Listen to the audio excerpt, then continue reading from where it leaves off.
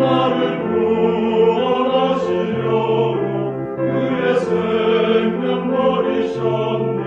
천천만만 소리 높여 귀한 구주 찬미해. 천천만만 소리 높여 귀한 구주 찬미해.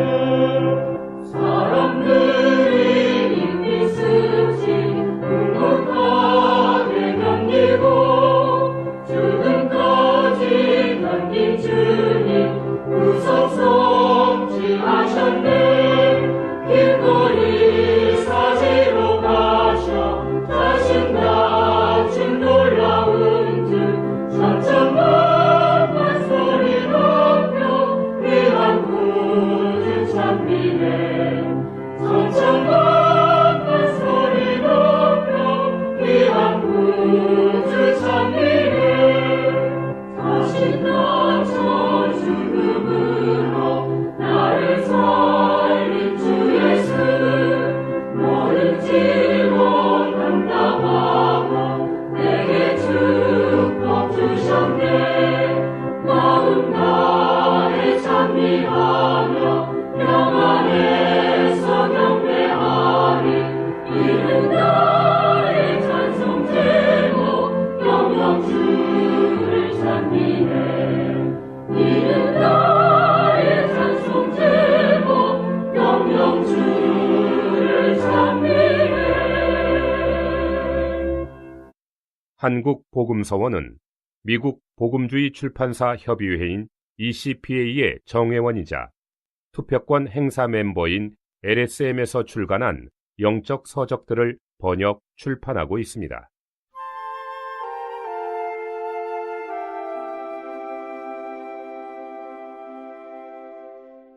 부부 생활 가운데에서의 건축. 처신에 있어서, 행동에 있어서도 예의를 갖추어야 합니다. 물건은 쟁반에 받쳐 두 손으로 운반하는 것이 가장 좋습니다. 한 손으로 전달할 수밖에 없을 경우에는 태도라도 합당해야 합니다. 칼을 사람에게 줄 때에는 칼날 부분이 상대편에게 향하도록 주어서는 안 됩니다. 가위를 사람에게 줄 때도 날이 선 부분이 상대편에게 향하도록 건네지 마십시오. 사람에게 물건을 전해줄 때에는 던져서 주지 말고 직접 가져다 주어야 합니다. 가정에서는 특별히 이 점을 주의해야 합니다. 물건을 가져다 주는 것과 던져주는 것 사이의 시간 차이는 길어야 3초입니다. 그러나 그 결과는 크게 다릅니다. 그러므로 예의를 갖추도록 주의해야 합니다. 내가 알고 있는 가정의 수가 많은 것은 아니지만 적은 것도 아닙니다. 예의를 갖출 때 가정의 어려움은 매우 줄어듭니다. 예의를 갖춘 부부는 남들보다 더 조용하고 접시가 깨지는 소리나 젓가락이 던져지는 소리도 덜 납니다. 그러나 예의가 없는 가정에서는 많은 것들이 이리저리 던져지므로 가정에 마찰이 가득합니다. 한 가정에서 부부가 서로 예의를 갖춘다면 적어도 평안한 가정을 유지하게 됩니다. 오늘날 많은 아내들이 가정에서 가족을 대하는 태도로 친구를 대한다면 집에 올 친구가 한 사람도 없을 것입니다. 또한 많은 남편들이 가정에서 가족을 대하는 태도로 동료를 대한다면 함께 일하려는 사람이 아마 없을 것입니다. 그러므로 여러분은 형제들에게 그들의 아내가 그동안 충분히 참았다고 말해야 합니다. 곧 그들의 동료들이 견디지 못하는 것을 그들의 아내가 견뎌왔다고 말해야 합니다. 또한 자매들에게도 그들의 남편이 그동안 충분히 인내해왔다고 말하십시오. 곧 남편을 대하는 태도로 가장 친한 친구에게 대했다면 그 친구는 벌써 도망쳤을 것이라고 말하십시오. 예의가 없다는 것은 거칠다는 표시입니다. 어느 그리스도인도 거칠게 행할 수 없습니다. 합당한 공과를 배운 사람은 결코 무례히 행하지 않습니다. 어조에 있어서 예의를 갖추어야 하는 것 중에 또 한 가지는 바로 어조입니다. 모든 말은 그 내용이 같을지라도 말하는 방법과 어조가 다르다는 것을 기억하십시오. 상사가 부하에게 말할 때의 어조가 있고 친구가 친구에게 말할 때의 어조가 있습니다. 또 사랑하는 사람에게 말할 때는 사랑의 어조를, 미워하는 사람에게 말할 때는 미움의 어조를 띱니다. 오늘날 많은 사람의 문제는 가장 좋은 어조는 밖에서 다 써버리고 집에 돌아와서는 좋지 않은 어조로 말하는 것입니다. 사무실의 동료들에게는 예의 바르게 대하고 병원의 환자에게는 인내하며 학교의 학생들에게는 아주 조심스럽게 말합니다. 그러나 일단 집에 돌아오면 함부로 소리를 지릅니다. 여러분이 집에서 말하는 어조로 사무실에서 말한다면 아마 여러분은 이틀도 안 되어서 쫓겨날 것입니다. 집안에서 예의 없는 거친 어조로 말한다면 가정은 결코 유지될 수 없습니다. 우리는 어조가 잘못될 때 가정이 불안하게 된다는 것을 보아야 합니다. 예의 없는 어조나 거친 어조나 교만한 어조나 자신을 불쌍히 여기는 어조나 순교자와 같은 어조나 자신을 사랑하는 어조 등을 결코 가정에 가져가지 마십시오. 만일 여러분이 집안에서 내는 어조를 다른 곳에서 낸다면 여러분은 사업과 직업에서 실패하고 말 것입니다. 여러분이 이런 어조를 가정에 가져가기 때문에 자연히 가정에 문제가 생깁니다. 그러므로 어조의 예의를 갖추기를 배워야 합니다. 사랑은 무례히 행하지 않는 것이기에 어조에 있어서도 무례히 행하지 않아야 합니다. 함부로 말하지 말아야 합니다. 가정생활에서 어조에 부주의하면 그 가정이 잘 되지 못한다는 것을 보게 될 것입니다. 사랑이 자라게 해야 함. 가정이 좋아지려면 반드시 사랑을 죽이지 말고 자라게 해야 합니다. 젊은이들은 자주 나에게 사랑도 죽을 수 있느냐고 묻습니다. 오늘 나는 사랑이 죽을 수 있고 쉽게 죽는다고 말하겠습니다. 사랑은 모든 유기물처럼 양육과 음식을 필요로 합니다. 사랑은 음식의 공급이 없을 때 즉시 죽게 됩니다. 여러분이 굶길 때 사랑은 죽게 되고 먹일 때 자라게 됩니다. 사랑은 결혼의 기초일 뿐 아니라 가정의 기초이기도 합니다. 사랑은 두 사람을 결혼하도록 이끌 뿐 아니라 두 사람을 가정에 머물게 합니다. 만일 여러분이 양육을 잘한다면 사랑은 매우 쉽게 자랍니다. 그렇지 않고 여러분이 굶긴다면 사랑은 아주 쉽게 죽습니다. 많은 사람은 사랑 때문에 결혼합니다. 그러나 결혼 후에 그들은 그들의 사랑을 굶기려고 작정을 했기 때문에 그들의 사랑은 점점 죽어갑니다. 사랑이 없는 결혼은 고통스럽지만 사랑이 없는 가정은 더욱 고통스럽습니다. 젊었을 때나 중년이 될 때까지는 가정에 사랑이 없는 것의 심각성을 느끼지 못하겠지만 노년 때에는 사랑이 없는 여러분의 가정이 얼마나 형편없고 냉랭한 가정인지를 보게 될 것입니다. 그 차이는 참으로 큽니다. 그러므로 중년이 되기 전에 여러분의 가정에 사랑을 공급해야 합니다. 사랑을 키우도록 방도를 구하십시오. 그리하면 자연히 가정에 사랑이 충만하게 됩니다. 내가 상하이에 있을 때 나는 항상 가족과 연락을 주고받았고 또한 내가 여행을 갈 때에도 언제나 가족과 연락을 유지했습니다. 가정의 문제는 대부분 매우 작은 일들, 곧 주변인들이나 친구들에게는 사소한 일로 여겨지고 하찮게 여겨지는 일로 다투는 것 때문에 생깁니다. 그런 사소한 일들이라도 매일 빈번하게 일어난다면 언젠가는 상대방의 인내가 다 소모되고 그 가정에는 즉시 심각한 문제가 발생하게 됩니다. 그러므로 여러분은 두 사람이 동거하는 것이 아주 섬세하고 어려운 일임을 하나님 앞에서 보아야 합니다. 결코 함부로 해도 된다고 생각하지 마십시오. 여러분이 대수롭지 않게 여기는 일이 바로 다른 사람이 미워하는 일일 수도 있습니다. 상대방은 여러분이 정신적인 학대를 하고 있다고 생각할 것입니다. 이기적이지 않아야 함.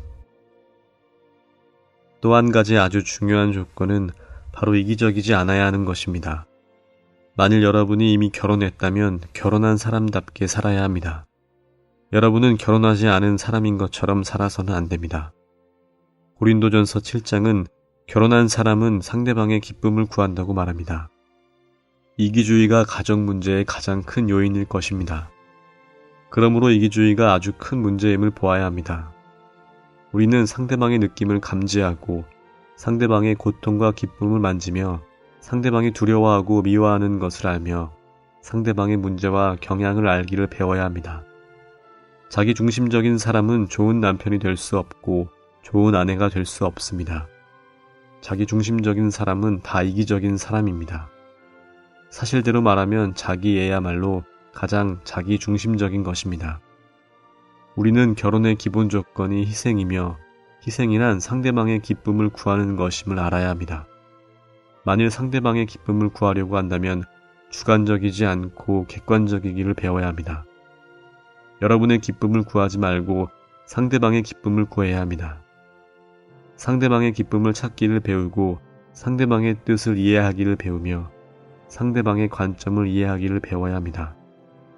상대방 편에 서서 상대방을 이해하기를 배워야 하며 상대방 편에 서서 상대방을 생각해야 합니다. 가능한 범위 내에서 여러분의 느낌을 희생하고 여러분의 의견과 관점을 희생하기를 배워야 합니다. 남을 이해하고 자신을 부인하며 사랑을 구하십시오. 만일 이렇게 한다면 가정에는 문제가 줄어들 것입니다. 많은 남자들은 결혼한 후에 가정에서 다른 것은 생각하지 않고 온 우주가 자기를 둘러싸고 있는 것처럼 자신을 우주의 중심이라고 생각합니다. 아내를 얻어 집으로 데려온 것도 자신의 생활의 편리와 이익을 위해서라고 생각합니다. 이런 가정에는 결국 문제가 생기고 맙니다. 아내 또한 자기를 우주의 중심으로 여겨 모든 사람이 마땅히 자기를 위하여 살아야 하고 자기를 기쁘게 해야 한다고 생각한다고 합시다. 그녀는 자기의 노예로 만들 목적으로 사람을 찾을 것입니다. 그녀는 모든 사람이 자기 주위에서 자기를 중심으로 삼는다고 생각합니다. 그녀는 남편을 찾는 것이 아니라 노예를 찾는 것입니다. 여기서 여러분은 이 결혼이 즉시 실패라는 것을 보게 될 것입니다. 이런 결혼은 이기적인 결혼입니다. 형제 자매들은 이것을 주의해야 합니다. 그렇지 않을 때 가정은 파괴됩니다. 상대방에게 자유와 비밀과 사유물을 허락해야 함. 가정에서는 또한 상대방에게 충분한 자유와 비밀과 사유물을 허락해야 합니다. 많은 가정에서 아내나 남편에게 아무 권리가 없을 때 결국 문제가 발생합니다. 한 가정의 남편과 아내는 사람이 이 세상에서 어떤 부류의 사람을 다 사랑해도 빌립보의 간수만은 사랑하지 않는다는 기본적인 사실을 기억해야 합니다. 여러분에게 죄수가 되라고 말하는 간수나 교도소장을 사랑할 사람은 없습니다. 여러분의 자유를 가져가는 사람을 사랑할 사람은 하나도 없습니다. 많은 남편들은 교도소장처럼 아내를 대하고 있다는 것을 기억하십시오. 이런 남편을 사랑하기를 바라는 것은 마치 죄수더러 교도소장을 사랑하라는 것과 같습니다. 이것은 불가능한 일입니다. 여러분의 소망은 너무나 크고 불가능합니다. 교도소장 같은 아내는 남편이 자신을 사랑하기를 바라지 마십시오. 이것은 불가능한 일입니다. 교도소장은 사람을 두렵게 할 뿐 사랑을 받지 못합니다. 그러므로 어떤 사람의 자유도 완전히 빼앗지 마십시오. 물론 결혼은 한 남자와 한 여자의 자유를 잃게 하는 것이지만 그들의 모든 자유를 잃게 해서는 안 됩니다. 결혼은 남편의 모든 자유를 아내에게 주는 것이 아니고 또한 아내의 모든 자유를 남편에게 주는 것도 아닙니다. 만일 남편이 아내가 모든 자유를 자신에게 주기를 원한다면 그는 아내가 자기를 두려워하거나 미워하기를 바라는 것입니다. 자기의 자유를 완전히 잃기를 원하는 사람은 없습니다. 이것은 사람의 본성입니다. 하나님께서도 우리에게 자유의지를 주셨습니다. 이것은 지옥문의 입구에는 울타리가 없다는 것과 그룹의 불칼을 선과 악의 지식나무 주위에 두지 않았다는 것에서 입증됩니다. 만일 하나님께서 사람에게 자유의지를 주지 않으셨다면 분명히 아담과 하와가 지식나무의 열매를 먹지 못하도록 그룹의 불칼을 지식나무 주위에 두셨을 것입니다. 그러나 하나님은 사람의 자유를 침범하지 않으셨습니다. 그러므로 모든 남편은 아내에게 선택할 여지를 남겨주어야 하고 모든 아내들도 남편에게 선택의 여지를 남겨주어야 합니다. 만일 여러분이 남의 자유를 완전히 박탈하고 모든 것을 대신 결정한다면 그가 여러분을 두려워하는 것은 당연한 일입니다. 조심하지 않으면 더 나아가 미움이 생기게 됩니다. 자유를 빼앗길 때 미움이 생깁니다. 그렇지 않다 할지라도 최소한 두려움은 생길 것입니다. 그러므로 가정에서 남편은 아내에게 상당한 자유를 주고 아내는 남편에게 상당한 자유를 주기를 배워야 합니다. 개인의 시간을 허락하고 개인의 금전을 갖게 하며 개인의 물건을 소유하게 해야 합니다. 두 사람이 부부라고 해서 상대방의 시간을 마구 사용할 수 있다고 생각하지 마십시오. 부부는 각자 자기 위치를 지키기를 배워야 합니다. 남의 시간을 남용할 때 여러분은 그의 자유를 박탈하고 자유를 잃게 하는 것입니다. 여러분이 아주 작다고 생각하는 일에서 가장 큰 문제가 발생할 수 있습니다. 모든 남편과 아내는 개인의 비밀을 가질 수 있습니다. 이것은 합법적인 일입니다. 왼손이 한 일을 오른손에게 알리지 않을 수도 있습니다. 그는 왼손이기 때문에 오른손인 당신에게 알려주지 않아도 됩니다. 그러므로 개인의 존엄을 존중하고 두 사람을 한 사람으로 만들지 않기를 배워야 합니다. 이렇게 할 때 가정은 많은 일에서 어려움을 피하게 됩니다. 반드시 잘못을 자백하고 용서해야 함. 서로 자백하고 용서함으로 화평을 유지함.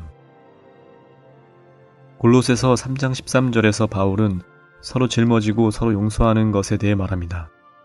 용서하시는 주님이 우리의 생명이시고 그분은 우리 안에 살고 계십니다. 용서는 그분의 생명의 한 미덕입니다. 우리가 그분을 우리의 인격으로 받아들이고 그분으로 인해 살 때 다른 사람을 용서해 주는 것은 우리 그리스도인의 생활의 자연스러운 미덕일 것입니다. 이것은 당신의 가정생활, 특히 당신의 결혼 생활에 적용되어야 합니다. 당신은 날마다 시간마다 당신의 아내를 용서할 필요가 있습니다. 이것은 당신이 당신의 사랑스러운 아내가 당신에게 행한 모든 것을 잊어버린다는 뜻입니다. 당신이 모든 허물을 잊어버린다면 당신의 아내는 항상 사랑스럽게 될 것이고 당신은 좋은 가정생활을 갖게 될 것입니다. 그러나 그녀가 당신에게 행한 두세 가지 일이라도 기억한다면 즉시 그녀가 사랑스럽지 않을 것입니다. 당신은 용서하고 잊어버릴 필요가 있습니다. 가정에서는 두 사람에게 반드시 자백과 용서가 있어야 합니다. 많은 잘못에 대해 우리는 대충 지나갈 것이 아니라 반드시 자백해야 합니다. 우리는 자신의 잘못에 대하여 결코 대충 넘어가지 말고 자백해야 합니다. 그러나 다른 사람의 잘못은 반드시 용서해야 합니다. 그리스도인이 잘못을 범했을 때 기본적인 원칙은 그것을 감추는 것이 아닙니다. 회개하는 것만으로는 충분하지 않습니다. 그리스도인이 잘못을 범했을 때 기본적인 원칙은 자백하는 것입니다. 그리스도인이 잘못을 범했을 때 덮어놓고서 다음에 하지 않으면 되는 것이 아닙니다. 이런 사람은 그리스도인이라 할 수 없습니다. 그리스도인이 잘못을 범할 때에는 어떤 일에서 자신이 잘못했는지를 시인해야 합니다. 그러므로 잘못한 일에 대하여는 반드시 모두 자백해야 합니다. 매번 부부 사이에 문제가 생길 때마다 회개하여 그 일에서 자신이 잘못했다고 시인해야 합니다. 여러분이 잘못했을 때에는 이렇게 잘못을 시인해야 합니다. 그러나 상대방이 잘못했을 때에는 어떻게 해야 합니까? 다른 그리스도인과의 관계에서처럼 대해주어야 합니다. 누가 잘못했을 때에는 용서하기를 배워야지 추궁하거나 계산해서는 안 됩니다. 사랑은 계산하지 않습니다. 이 말은 사랑은 사람의 악을 계산하지 않는다는 의미입니다. 사람의 죄를 하나하나 기억하지 말고 하나님 앞에서 용서하기를 배워야 합니다. 일단 용서한 것은 잊어버려야 하고 일단 용서한 것은 한쪽에 제쳐놓아야 합니다. 베드로가 장부를 계산하듯이 이것이 몇 번째 잘못이라고 계산해서는 안 됩니다. 몇 번째인지 계산할 때 여러분에게는 용서가 없다는 것을 보게 될 것입니다. 합당한 용서는 횟수를 계산하지 않습니다. 용서할 때 문제는 끝납니다. 그러므로 가정이 좋아지려면 반드시 용서가 있어야 합니다. 반드시 두 사람은 함께 하나님 면전에서 살아야 함. 가정의 문제를 해결하고 합당한 가정 생활을 유지하려면 가정의 공동 생활을 개선하고 적극적인 면을 실행해야 합니다. 자녀가 있는 부모는 함께 기도하는 시간과 함께 하나님을 기다리는 시간과 영적인 것을 함께 교통할 시간을 많이 가져야 합니다. 많은 때에 함께 기도하고 교통할 수 있어야 합니다. 특히 자녀가 있는 부모들은 더욱 하나님 앞에 나아갈 기회를 찾아야 합니다. 좋은 가정을 가지려면 두 사람이 반드시 하나님의 면전에서 살아야 합니다. 하나님 앞에서 살지 않을 때 가정에는 문제가 생기게 됩니다. 우리는 믿는 이들인 까닭에 하나님 앞에 나아와서 볼 수 있습니다. 여러분은 하나님께서 사람을 두 무리로 나누신다는 것을 알 것입니다. 한 무리는 아담 안의 사람이고 다른 한 무리는 그리스도 안의 사람입니다. 만일 우리 형제 자매들이 다 그리스도 안에라는 이 위치에 선다면 여러분은 이 부부, 곧 이 가정에 문제가 생기지 않는 것을 볼 것입니다. 그러나 만일 다른 것 안에, 즉 아담 안에 산다면 이 부부는 문제를 일으키지 않을 수 없으며 이 가정은 문제를 일으키지 않을 방법이 없습니다. 부디 가정에서 여자는 집을 잘 돌보고 남자는 일을 잘하면 된다고 생각하지 마십시오. 영적인 것이 집회에서 필요한 것만큼 가정에서도 필요합니다. 집회 생활의 어떠함이 영성과 관계가 있듯이 가정 생활의 어떠함도 영성과 관계가 있습니다. 자기 아내나 남편을 다른 사람들과 비교하지 말아야 함.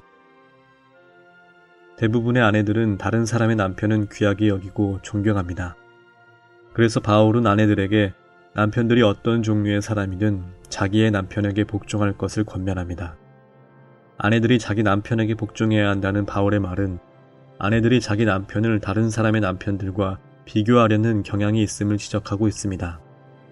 남편들도 자기 아내에 대해 그렇게 할지 모릅니다. 만일 우리에게 은혜가 부족하고 하나님의 비단에서 살지 않는다면 우리는 그런 비교를 할 수도 있습니다. 이것은 결혼 생활을 손상시키려는 사탄의 교활함입니다. 약혼을 했을 때는 자기가 결혼하려고 하는 사람이 최고라고 생각했을 것입니다. 그러나 그와 결혼하고 나서 당신은 그를 다른 사람들과 비교하기 시작했을 것입니다. 그러므로 바울은 아내들에게 자기 남편에게 복종하고 비교하지 말라고 권면합니다. 같은 원칙으로 바울은 남편들을 언급할 때에도 자기 아내를 사랑하라고 권면합니다. 이것은 그들이 자기 아내를 남의 아내와 비교하지 말아야 함을 가리킵니다. 우리는 반드시 그렇게 비교하는 것들을 미워해야 합니다. 그 비교들은 원수인 사탄에게서 나온 것이며 별거나 심지어는 이혼으로까지 이끌고 갈 수 있습니다. 만일 우리가 하나님의 부르심에 합당한 삶, 즉 빛과 사랑 안에서 진리에 따라 은혜에 의해 살고 싶다면 우리의 남편이나 아내를 다른 사람들과 비교하지 말아야 합니다.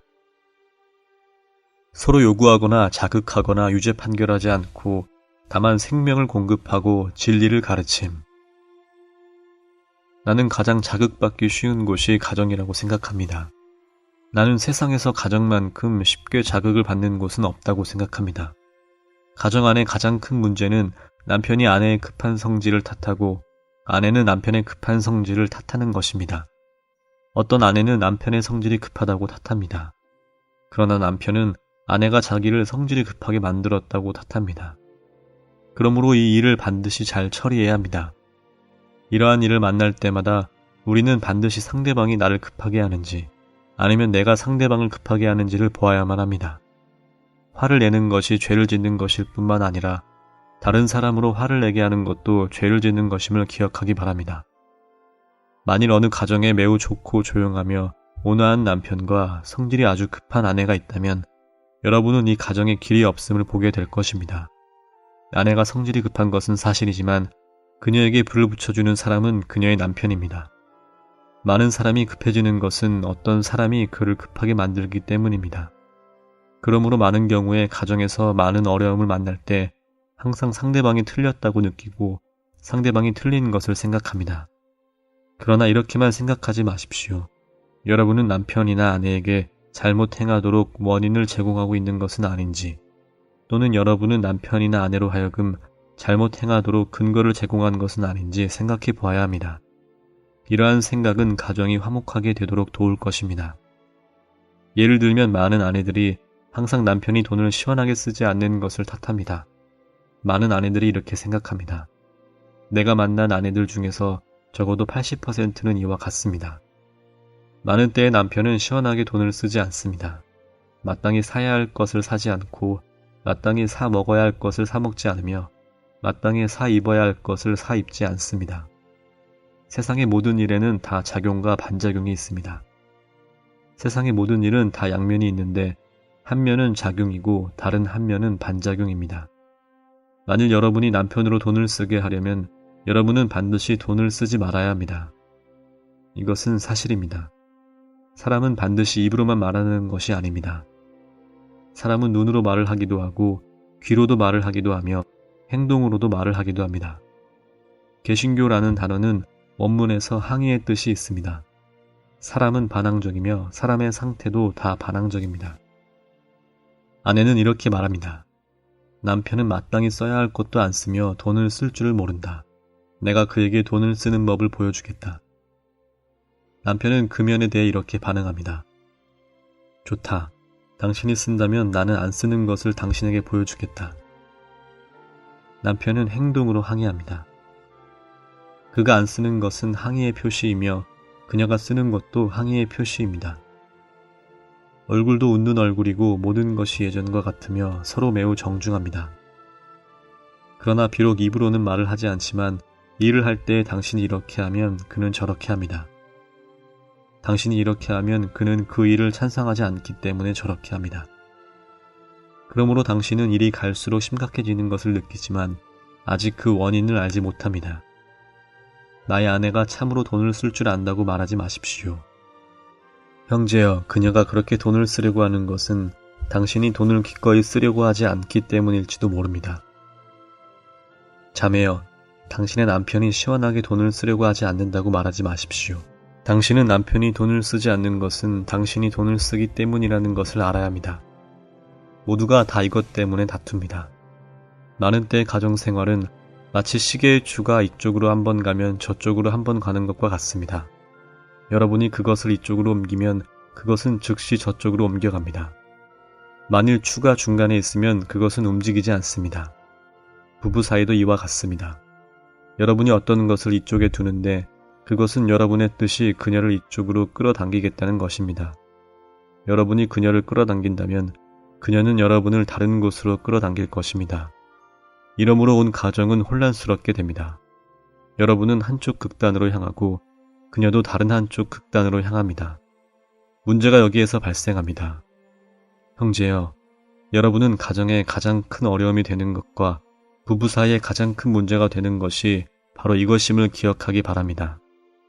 여러분이 만일 가정의 어려움을 보았다면 여러분은 즉시 그녀를 충동질한 것은 없는지, 또 여러분의 어떤 일이나 어떤 태도가 그녀로 하여금 이러한 상황에 있게 하지 않았는지를 생각해야 합니다. 그녀 개인으로부터 나온 것은 그렇게 심각하지 않은데 여러분과 관계되어 나온 것은 매우 심각합니다. 가정 안의 모든 반항은 말다툼과 어려움을 낳는 원인입니다. 남편들이여, 여러분의 아내를 책망하지 마십시오. 여러분 자신은 다만 자매와 함께 괴로워할 수밖에 없습니다. 책망하는 것은 상황을 더욱 악화시킵니다. 여러분은 무엇을 할 수 있습니까? 아마 여러분은 이제 반드시 아내를 사랑할 것이라고 말할지도 모릅니다. 때로 그 말은 약간의 효과가 있지만 사랑도 결국 시들고 부패합니다. 오직 그리스도만이 유효하시고 생명만이 유효합니다. 남편이 된 우리는 반드시 우리의 자매들에게 생명을 공급해야 합니다. 자매들이여, 깊은 속에서 여러분은 남편을 제압하려는 의도를 갖고 있을 것입니다. 남편들이 화내기를 좋아하듯이 아내들은 제압하기를 좋아합니다. 여러분은 남편을 결코 제압하지 못할 것입니다. 하나님은 여러분을 다스리도록 남편을 창조하셨습니다. 제압당하는 남편은 영리한 사람입니다. 그는 단지 여러분으로 하여금 그가 제압당한다고 생각하도록 속임수를 쓸 것입니다. 여러분의 남편을 제압하고자 하는 노력을 그만두십시오. 그가 필요한 것은 여러분이 그에게 생명을 공급하는 것입니다. 여러분은 그에게 그리스도의 한 부분을 공급해야만 합니다. 남편들과 아내들 모두에게 그리스도가 더 많이 필요합니다. 오직 그분만이 우리를 구원해 주실 수 있습니다. 상대방의 영적인 행복을 관심하고 격려함으로 그들의 유기적인 기능을 개발시킴. 합당한 교회 생활을 위하여 우리는 서로 관심해야 합니다. 서로 관심하는 것은 사랑과 선한 일을 격려하는 생활을 증가시키는 것입니다. 이 9절과 13장 21절에 있는 선한 일은 하나님께서 보시기에 주로 그분의 목적을 성취하는 좋은 것들과 관계된 것입니다. 우리가 이러한 방법으로 서로 관심한다면 우리는 교회 생활 안에서 보존될 것입니다. 우리가 완전해지려면 우리에게는 또 다른 반쪽이 필요합니다. 우리는 독립하여 개인적으로 행동하거나 이래서는 안 됩니다. 교회 안의 모든 봉사와 기능은 단체적으로 이루어져야 합니다. 두 개의 널판은 합쳐져야 합니다. 우리는 다른 반쪽이 필요합니다. 여러분의 다른 반쪽은 누구입니까? 우리 각 사람은 자신이 3규빗이 아니라 다만 1규빗 반임을 깨달아야 합니다. 우리는 혼자서 갈 수 없고 개인적으로 봉사할 수 없으며 독립적으로 기능을 발휘하거나 일할 수 없습니다. 우리는 하나님의 건축물 안에서 조화된 지체가 되어야 합니다. 오랫동안 믿음을 잃지 않는다면 남편, 아내를 구원할 수 있고 그들은 갈수록 형제나 자매와 같아지고 마침내 그들은 주님을 사랑하게 되어 온 집이 여호와를 섬기게 됨. 우리는 먼저 자신의 가족과 가정집회를 시작할 수 있습니다. 아내와 자녀가 있는 모든 사람은 가정집회를 가질 수 있습니다. 우리는 우리의 가족과 아내와 자녀만으로 집회를 할 수 있습니다. 집회를 세우는 것은 우리의 마음을 분발시킬 수 있고 우리의 마음과 영을 불타오르게 할 수 있습니다. 먼저 우리가 불타오르고 그런 다음 우리의 가정이 불타오릅니다. 가정 집회를 세우는 것은 많은 사악한 일들을 우리의 가정에서 멀어지게 할 것입니다. 고린도전서 7장 13절과 14절에서 바울은 또 어떤 아내에게 믿지 않는 남편이 있는데 남편이 아내와 함께 살기를 좋게 여기거든 그 남편을 버리지 마십시오. 왜냐하면 믿지 않는 남편이 아내로 말미암아 거룩하게 되고 믿지 않는 아내가 그 형제로 말미암아 거룩하게 되기 때문입니다. 그렇지 않다면 여러분의 자녀들이 깨끗하지 않을 것입니다. 그러나 이제 그들은 거룩합니다. 라고 말합니다.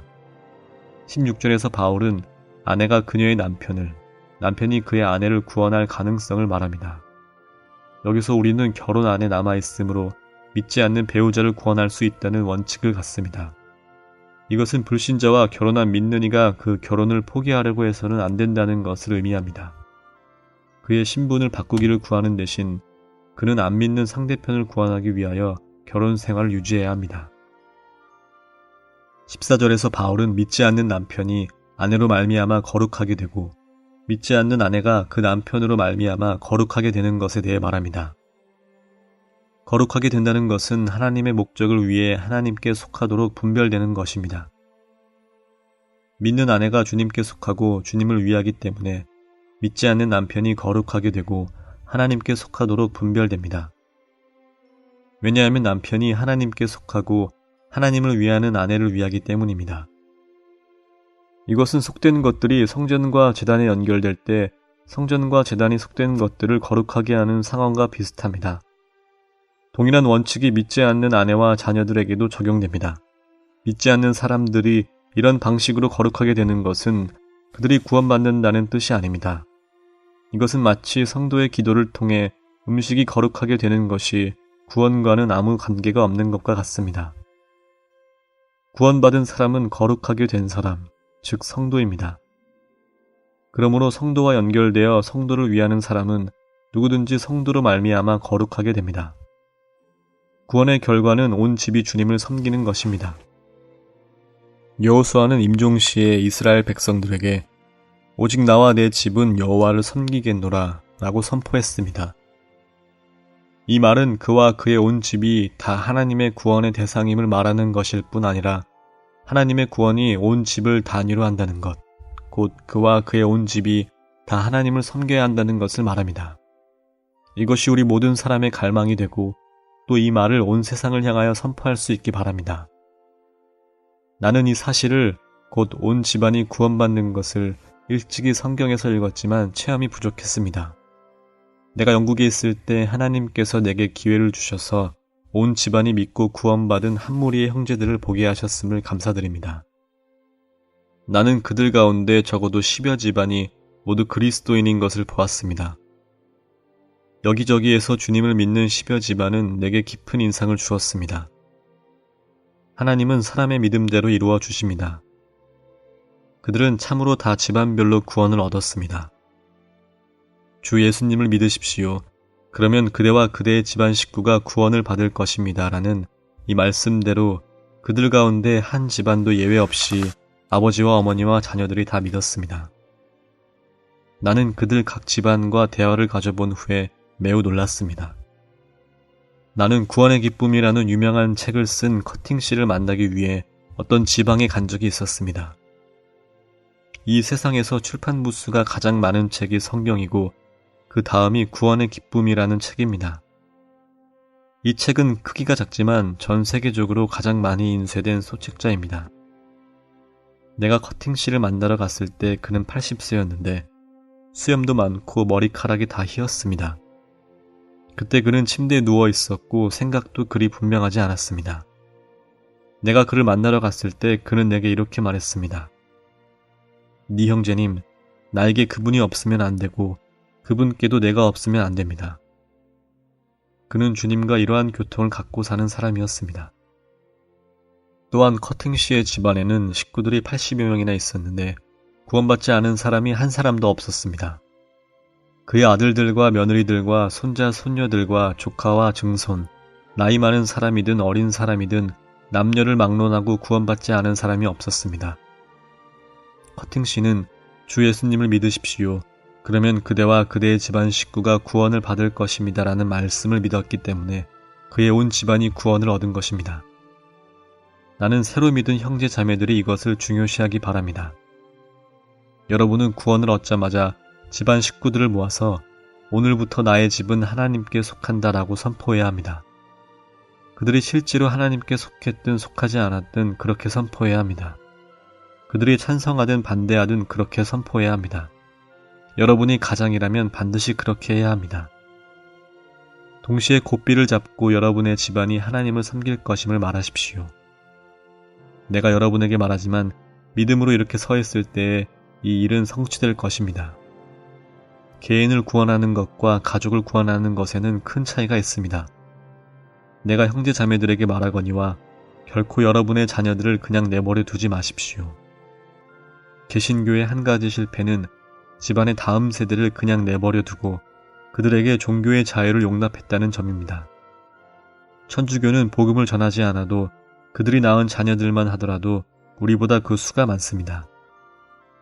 여러분은 천주교인들이 구세군처럼 길가에서 복음을 전하는 것을 본 적이 있습니까? 없습니다. 그들은 다만 한 세대 한 세대로 이어져 둘에서 넷, 넷에서 여덟부로 늘어난 것입니다. 천주교를 믿는 사람의 자녀들은 곧 천주교인입니다. 그들은 밖에서 추가되는 것을 주의하지 않습니다. 무릇 그 안에 태어난 사람이라면 그들이 진심으로 믿든 거짓으로 믿든 그들의 무리에 속합니다. 그래서 오늘날 천주교인들이 개신교인들보다 3배나 더 많습니다. 그러므로 결코 풀어놓음으로써 우리의 자녀들을 세어나가게 하지 마십시오. 내가 다시 말하거니와 갓 믿은 사람은 믿자마자 이렇게 선포해야 합니다. 나의 가족은 주님께 속한다. 나 한 사람만 주님께 속하지 않고 나의 가족 모두가 주님께 속한다. 여러분이 이 선포를 붙잡을 때 이 선포는 여러분에게 이루어집니다. 여러분은 집에서 자주 나와 내 집안은 여호와를 섬긴다. 이 집안에 사는 너희들은 다 여호와를 섬겨야 한다. 한 사람도 남김없이 주님 앞으로 이끌려야 한다라고 선포해야 합니다. 여러분이 집에서 이렇게 생활한다면 여러분의 집안 식구들은 반드시 하나님을 섬길 것입니다. 결국 그들은 주님 앞으로 나올 것이고 한 사람도 잃어버리지 않게 될 것입니다. 온 집안이 구원을 얻는 것은 가장 큰 원칙 중에 하나입니다. 여러분이 구원을 얻을 때 여러분의 온 집안도 구원을 얻게 됩니다. 여러분이 이 일에 있어서 하나님 앞에 서 있다면 여러분의 집안도 하나님 앞에서 변하게 될 것입니다. 우리 모두가 이것을 주의하기 바랍니다. 이것은 특별히 축복받을 일입니다. 이렇게 할 때 더 많은 사람들을 주님 앞으로 인도하게 됩니다.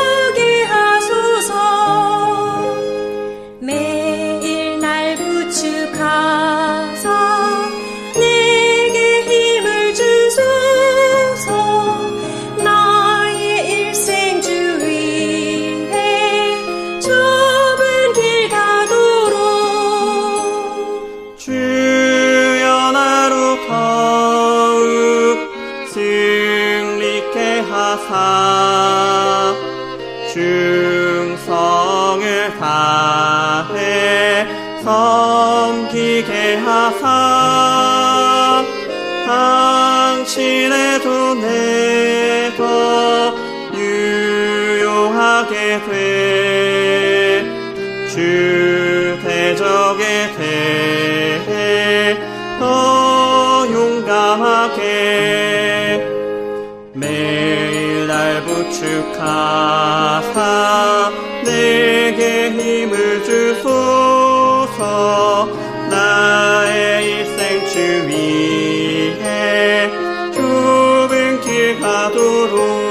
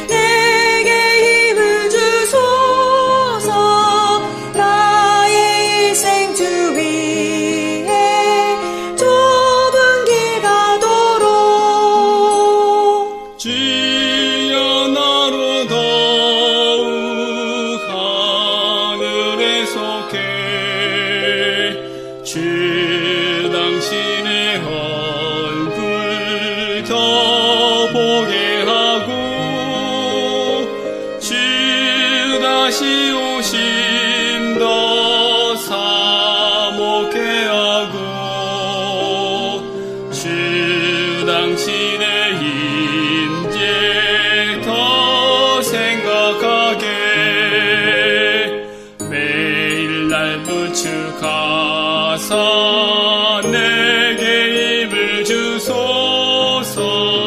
나의 일생 주 위에 좁은 길 가도록. 본 메시지가 수록된 도서에 관심 있으신 분들은 인터넷 검색창에 한국복음서원 쇼핑몰 또는 1600-3191로 전화 주시면 감사하겠습니다. 리디북스에서 전자책으로도 구입이 가능합니다.